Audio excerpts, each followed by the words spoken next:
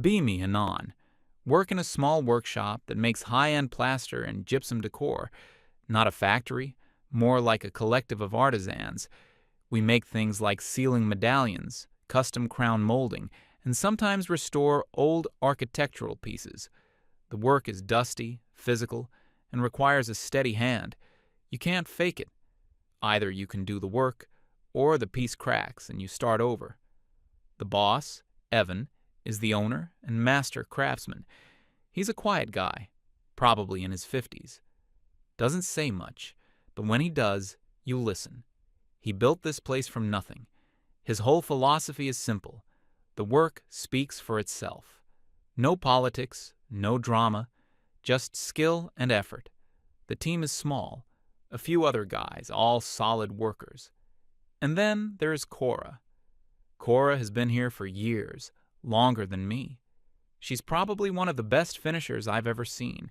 She can handle the heavy mixing, the sanding, the delicate detail work, everything. Doesn't complain, just works. Nobody thinks of her as the woman on the team. She's just Cora, the one you go to when you can't get a seam perfectly smooth. The atmosphere is calm. We listen to an old radio, we do our jobs, we get paid. It's a good gig, honest work. A couple of months back, Evan tells us we're getting a new intern for the summer. He says she's an art student from some well-regarded program, supposed to be bright. We figure, okay, an extra pair of hands for the grunt work. Sweeping, mixing, prepping molds, the stuff everyone has to do. The day she's supposed to start, this car I've never seen before pulls into our dusty lot.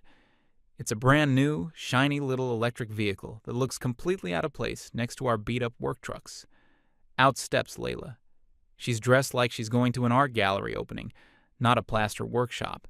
Clean, fashionable clothes, nice shoes. Not a speck of dust on her. She walks in holding a fancy water bottle and looks around the workshop with this expression on her face, a mix of curiosity and something else.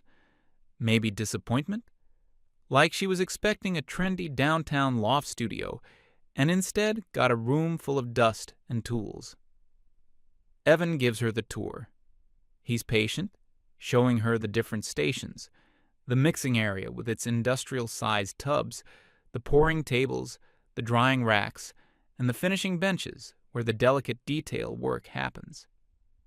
He shows her a heavy silicone mold for a big ceiling medallion, probably weighs a good 70 pounds. This is where the process starts, he says. Anon and the others will usually prep and pour these in the morning. Layla looks at the mold, then at me and the other guys, and she says her first words to the team. It's fascinating how our culture still defaults to assigning heavy physical tasks to men. There's a complete silence for a second. The radio is playing some old song. Evan just blinks slowly. It's heavy. Someone has to lift it. Let me show you the finishing room. He moves on, but we all kind of look at each other. A weird first comment to make. Her first real assignment is simple. So simple, we give it to every new person. Okay, Layla, Evan says. We need these molds cleaned and prepped for the afternoon pour. Just use the compressed air to get the dust out, then wipe them down with the release agent. Cora can show you exactly how. Cora gives her a simple nod, points to the air hose and the can of agent. Just like this. Make sure you get in all the little grooves. Layla watches with a blank expression. So, it's basically a cleaning task. Cora shrugs. It's getting the molds ready. If they're not perfect, the final piece will have flaws. We all go back to our work. I'm at the finishing bench, carefully sanding the edges of a cornice piece. About an hour goes by. I get up to grab some water and walk past the prep station. Layla is sitting on a stool, scrolling through her phone. The molds are still sitting there, untouched. The air hose is coiled up on the floor. I figure maybe she took a break. No big deal. Another hour passes. Evan comes out of his office. He sees the molds. Then he sees Layla on her phone. His face doesn't change. He's not a yeller. He just walks over. "How's it going with the molds, Layla?" She looks up, not flustered at all. She puts her phone down and adopts this serious academic tone. "I've been observing the workflow," she says, "and I feel my skill set could be more proactively utilized in a design-oriented capacity. Assigning me to what is essentially janitorial work feels like a perpetuation of outdated gender roles in the workplace." Evan stands there, covered in a fine layer of white dust, and just stares at her. He looks at her clean clothes, then at Cora across the room, who is effortlessly wrestling a large, freshly poured mold onto a drying rack. "This isn't a gender role, Layla," he says, his voice perfectly even. "It's the job. It's the first step of the process. I cleaned these molds for 10 years before I could afford to hire anyone else. Cora cleaned them this morning." Layla just crosses her arms. "I understand that, but perhaps it's time to evolve the process, to break the cycle of assigning menial labor to women who are capable of so much more." Before Evan can even respond, Cora walks over. She doesn't say a word to Layla. She just picks up the air hose, blasts the dust out of a mold with a loud hiss, grabs the release agent, and starts prepping it with quick, efficient movements. She does 3 molds in the time it took Layla to explain why she shouldn't have to do it. The silence is deafening. Layla watches her, and her expression is unreadable. It's not embarrassment. It's more like she's watching a fascinating but primitive specimen. Evan just sighs. "Layla, if you want to learn this craft, you start at the beginning. That means cleaning the molds. If you don't want to learn, the door is right there." She must have needed the internship credit, because she didn't leave. She got up and, with a deeply put-upon sigh, slowly started cleaning the molds. She did a terrible job, of course. We had to redo 2 of them after she was done. That was the first sign. It only got weirder from there. She appointed herself the workshop's social conscience.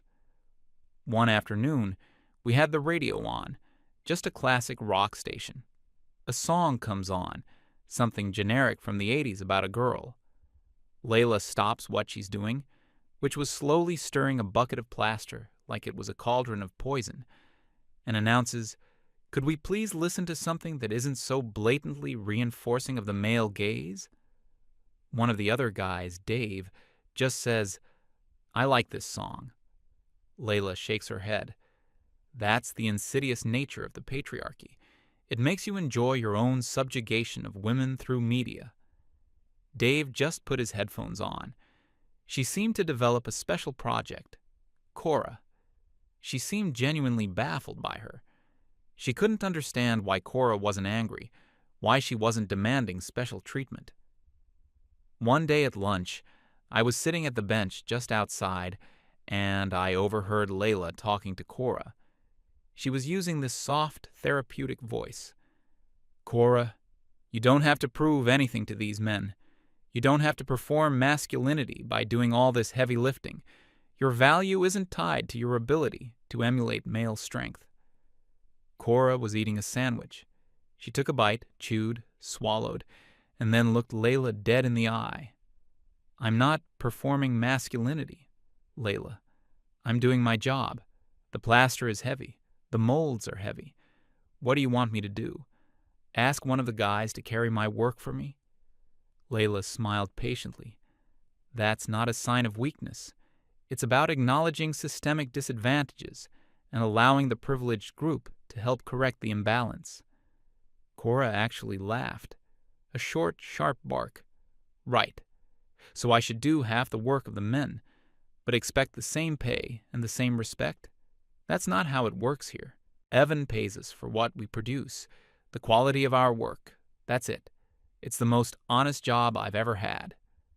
Layla shook her head, like she was dealing with a lost cause.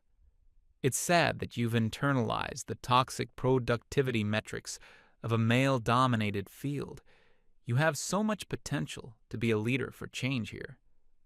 Cora just finished her sandwich, crumpled up the wrapper, and stood up. "I am a leader, she said. "My name is on the best pieces that leave this workshop. Let me know when your name is on anything other than a time card." She walked back inside, leaving Layla sitting there with a look of profound pity on her face, as if Cora was too brainwashed to be saved. This became her pattern. She didn't see a functioning, merit-based workplace. She saw a system of oppression that only she was smart enough to recognize. She saw me, a guy who was just trying to do his job, as a gatekeeper of toxic masculinity. She would stand over my shoulder while I was doing fine detail work, something that requires intense focus. "Your technique is very aggressive," she'd say. "It's a very forceful approach to the material. Have you ever tried a more nurturing, collaborative method with the plaster?" I'm literally carving a leaf pattern with a tiny metal tool. I don't know how to do it nurturingly. I'm just following the design, Layla. But the design itself is a product of patriarchal aesthetics, she'd reply, completely serious. All sharp angles and rigid lines, it leaves no room for feminine fluidity. It was exhausting. It was like having a live-in art critic who hated art. She barely did any real work. Her main contribution was a constant stream of commentary.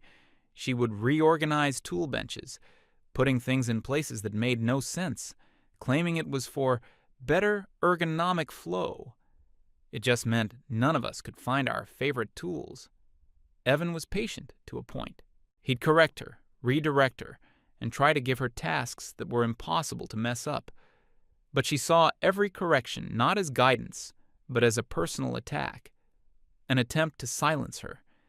If he told her the plaster mix was too thin, she'd say he was invalidating her intuitive process. If he told her she needed to sand a piece more carefully, she'd accuse him of micromanaging the female creative spirit. Every conversation with her was a minefield of academic buzzwords.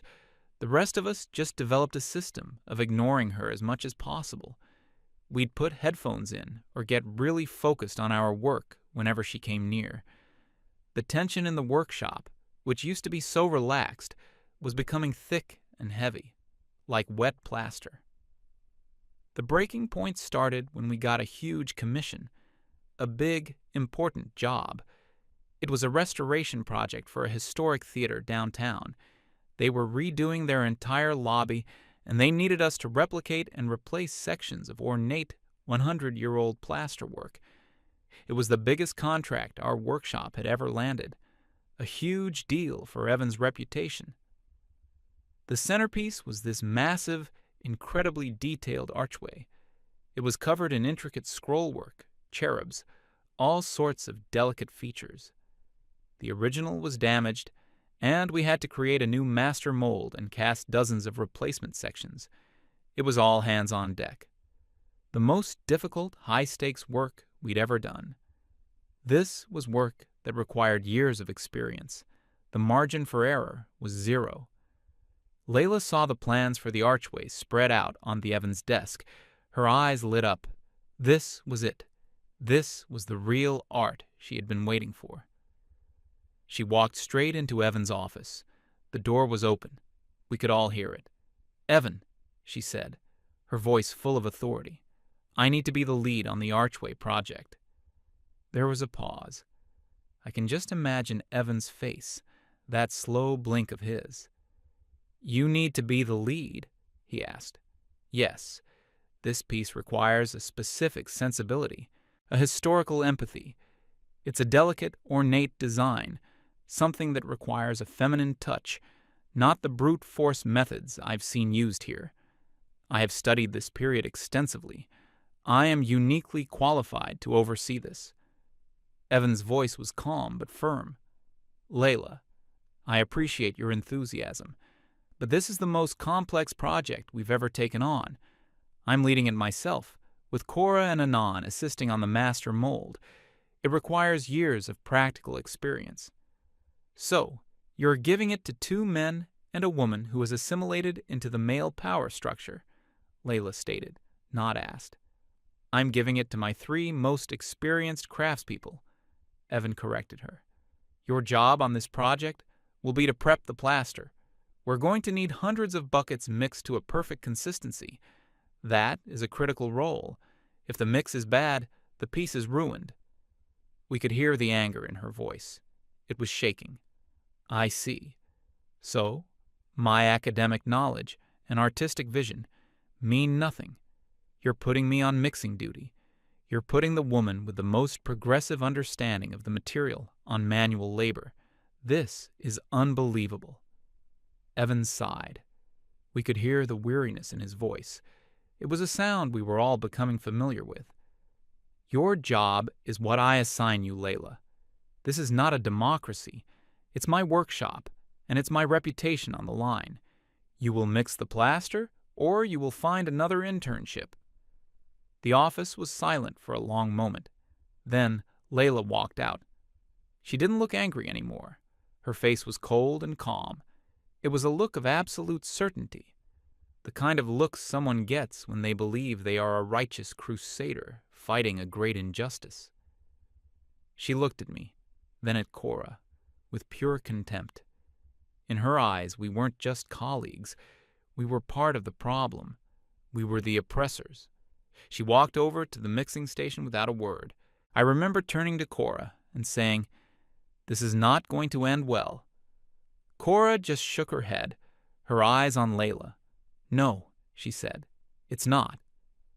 And as Layla stood there, staring at the bags of plaster and the empty buckets, I saw a look on her face that wasn't about art or feminism or any of the other things she talked about. It was the look of someone who had just decided that if they couldn't get what they wanted, they were going to make sure no one else could either. I had a sick feeling in the pit of my stomach. She wasn't just planning to do a bad job. She was planning to prove she was right, and she was going to burn the whole place down to do it. The work on the archway began. It was a slow, painstaking process. Evan, Cora, and I were in the main room, working on the master mold. It was like surgery. We had to perfectly capture every tiny detail from the surviving fragments of the original. Meanwhile, Layla was at the mixing station, but she wasn't the same person anymore. The constant stream of complaints and critiques stopped. She became quiet, methodical, almost unnervingly focused. She had her phone propped up, not scrolling social media, but reading what looked like chemical data sheets and articles about material science. She bought a little notebook and started writing things down. Formulations, ratios, observations. She treated her corner of the workshop like a laboratory. She'd measure out the plaster powder and water with scientific precision, using a digital scale she brought from home. She'd take the temperature of the water. She'd time her mixes with a stopwatch. On the surface, it looked like she had finally taken the job seriously, but it didn't feel right. There was a coldness to it, a kind of intellectual arrogance. She wasn't trying to be a good team member. She was trying to be smarter than the process. She was trying to perfect a system that had already been perfected through decades of trial and error. She would bring us a bucket of plaster, perfectly mixed according to the formula on the wall, and present it with this look on her face. A silent, smug, "See? I am capable of manual labor. I have mastered your primitive ways." We were all on edge around her. Her silence was louder than her constant talking had ever been. It felt like she was gathering data, studying us, waiting for the right moment.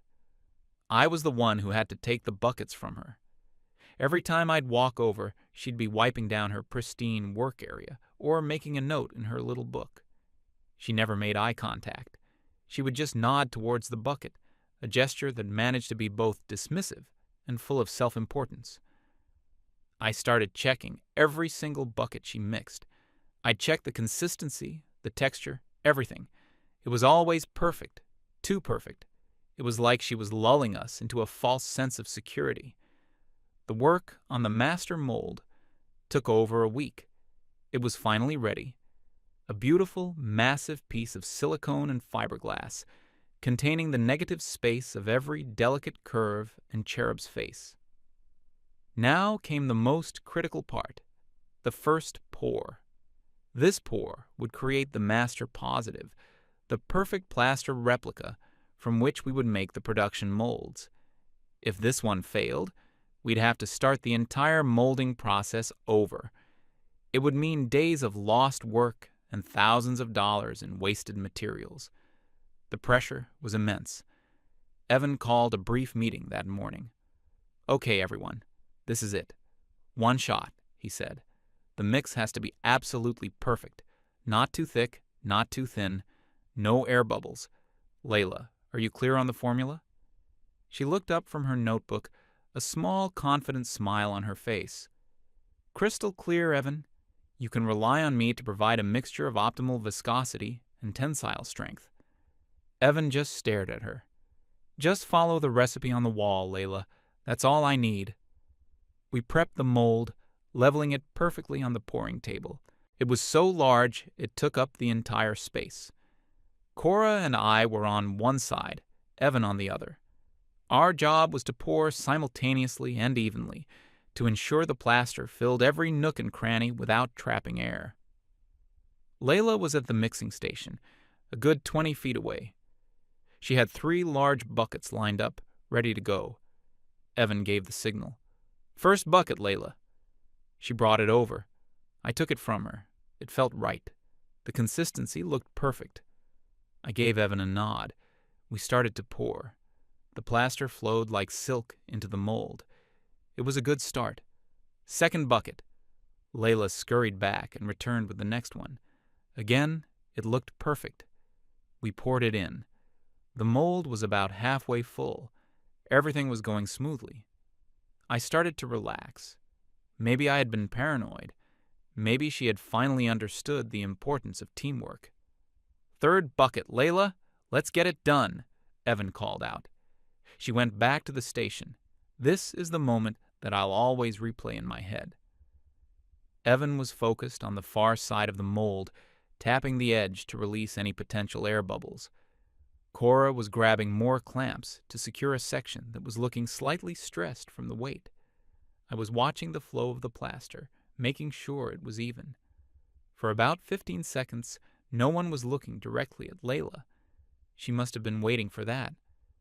I glanced over just as she was turning back with the third bucket, and I saw it, just a flicker of movement. On her mixing bench, there were 2 bags of additives we sometimes used for special applications. One was a standard, slow-cure hardener in a white bag. The other was a rapid-set, high-strength chemical accelerant in a blue bag. The blue bag stuff was dangerous. You only used it for small, quick patch jobs. It would cause a large batch of plaster to heat up and cure almost instantly, making it brittle and prone to cracking. It was explicitly forbidden for fine detail casting. There was a huge warning label on the bag. I saw her kick the blue bag slightly under the bench with her foot. My blood ran cold. But she was already walking towards us, the bucket in her hands. The plaster inside looked identical to the first 2. There was no proof. It was just a glance, a suspicion. If I stopped the pour, now based on a hunch, I'd look like an idiot. I'd be the one who ruined the most important job in the workshop's history. She would probably claim I was trying to sabotage her. So I said nothing. I took the bucket. It felt the same. Evan gave the nod. "Pour it." I started pouring. For the first few seconds, everything was fine. The plaster flowed in, leveling out with the rest. And then it happened. A wisp of steam rose from the surface of the plaster. Then another. I could feel the heat through my gloves, radiating from the bucket. "Stop pouring," Evan shouted. But it was too late. The plaster in the mold began to change. It went from a liquid to a semi-solid in about 5 seconds. We heard a sickening cracking sound as the rapid curing process created immense internal stress. The surface, which should have been glass smooth, was now a lumpy, fractured mess. A huge fissure ran right through the middle of the archway's most detailed section. It was ruined. Completely, utterly, unsalvageably ruined. The entire workshop fell silent. The only sound was the faint hiss of the still curing plaster. We all just stared at the disaster. A week of our lives, thousands of dollars in materials, the reputation of the workshop, all of it destroyed in less than a minute. Evan walked slowly around the table. He reached out and touched the surface of the ruined cast. He pulled his hand back instantly. It was scorching hot. He closed his eyes. I had never seen him look so defeated. He opened them again and looked straight at the mixing station. His voice was dangerously quiet. "Layla, what did you do?" And then the performance began. Tears instantly welled up in Layla's eyes. Her face crumpled. I don't know," she wailed. "I followed the formula. I did everything exactly right." She pointed a shaking finger at me. "It was him. It was Anon." I was so shocked I couldn't even speak. I just stared at her. "He was watching me all morning, like a hawk," she sobbed. "He kept coming over to my station. He must have dumped something in the bucket when I turned my back. I saw him." Evan turned his gaze to me. It wasn't accusatory, just searching. Cora looked from me to Layla, her face a mask of stone. Layla was just getting started. She took a step forward, the tears streaming down her face. "He couldn't stand it," she cried, her voice rising with theatrical indignation. "He couldn't stand that I was given such a critical role. His fragile male ego couldn't handle a woman being essential to the project. He told me yesterday this project needed a man's touch. He had to prove I would fail. It's classic toxic masculinity. He sabotaged me. He sabotaged all of us to make me look bad." It was a masterclass. Every word was perfectly chosen to paint me as the villain and her as the innocent victim of a misogynistic plot. The accusation hung in the air, thick and poisonous. The other guys in the workshop were just staring, not knowing what to believe. I opened my mouth to defend myself, but what could I say? I thought I saw her kick a bag. It sounded pathetic. I felt completely powerless. It was my word against her tears. And in this day and age, I knew exactly whose side people would take. I could see my job, my reputation, everything, just circling the drain. And then, a calm, clear voice cut through the drama. "She's lying." It was Cora. She walked from her side of the table and stood right in the middle of the room. All eyes were on her. Layla's crying hitched for a second. "Cora, no. You know what he's like." Cora ignored her completely. She looked straight at Evan. "I saw her," Cora said, her voice steady and even. "I saw her this morning with her notebook and her phone. She wasn't just following the formula. She thought she could improve it." She pointed towards the mixing station. "Go look by the blue bag of accelerant, the one we never use for casting. I'll bet you find a fresh dusting of powder on the floor that she missed when she tried to kick it out of sight." Layla's face went white. The tears stopped instantly. That's ridiculous," she stammered. "I never touched that." Cora didn't even look at her. She kept her eyes on Evan. "A few days ago," Cora continued, her voice ringing with authority, "I saw her reading about polymer-modified gypsum. I told her to stick to the materials we know. She told me I had internalized patriarchal limitations and that I was afraid of feminine innovation." She paused, letting the words sink in. "She didn't make a mistake," Cora said, finally turning to look directly at Layla with undisguised contempt. "She did this on purpose. She thought she was smarter than you, Evan, smarter than all of us. She wanted the poor to fail so she could blame it on our outdated methods and then show us how her improved formula would have worked. But she's not a craftswoman. She's just a student with a textbook. She got the chemistry wrong, and she destroyed the project to feed her own ego." Every word was like a hammer blow. The truth of it was undeniable. It explained everything. Her weird behavior, the notebook, the smug silence. Layla stood there, exposed. Her mask was gone. There was no victim. There was just a spiteful, arrogant saboteur. She looked around, desperate, but no one would meet her eyes. She had lost the room completely. Evan walked slowly over to the mixing station. He bent down. He ran his finger along the floor next to the blue bag. He looked at the white powder on his fingertip. He didn't need to say a word. He walked back and stood in front of Layla. He looked at her not with anger, but with a kind of profound disappointment. "I gave you an opportunity to learn a skill, Layla," he said, his voice heavy with sorrow. "This craft, this workshop, it's my life. We don't care about gender or politics here. We care about the work. We care about each other. We are a team. And you were never part of it. You just wanted to use us as a prop in your own little ideological play." He pointed to the door. "Get your things. You are not welcome here anymore." Layla just stared at him, her mouth opening and closing. The tears were gone, replaced by a hot, ugly rage. "You can't do this," she shrieked. "I'll sue you. I'll sue this entire toxic, misogynistic company for wrongful termination and for creating a hostile work environment. You'll be finished." Evan didn't flinch. He walked over to his desk and picked up a calculator and a notepad. He started punching in numbers. The cost of the plaster, the silicone, the fiberglass, the man-hours for the mold creation, the lost time. He wrote down a final number on the pad, tore off the sheet, and walked back to her. He held it out. "Here," he said calmly. "This is a bill for the materials you willfully destroyed and the labor costs you wasted. We can start with this when your lawyer calls mine." Layla looked at the piece of paper. I was standing close enough to see the number. It was well over 5 figures. The color drained from her face. The reality of what she had done finally hit her. This wasn't a classroom debate anymore. This was real life, with real consequences.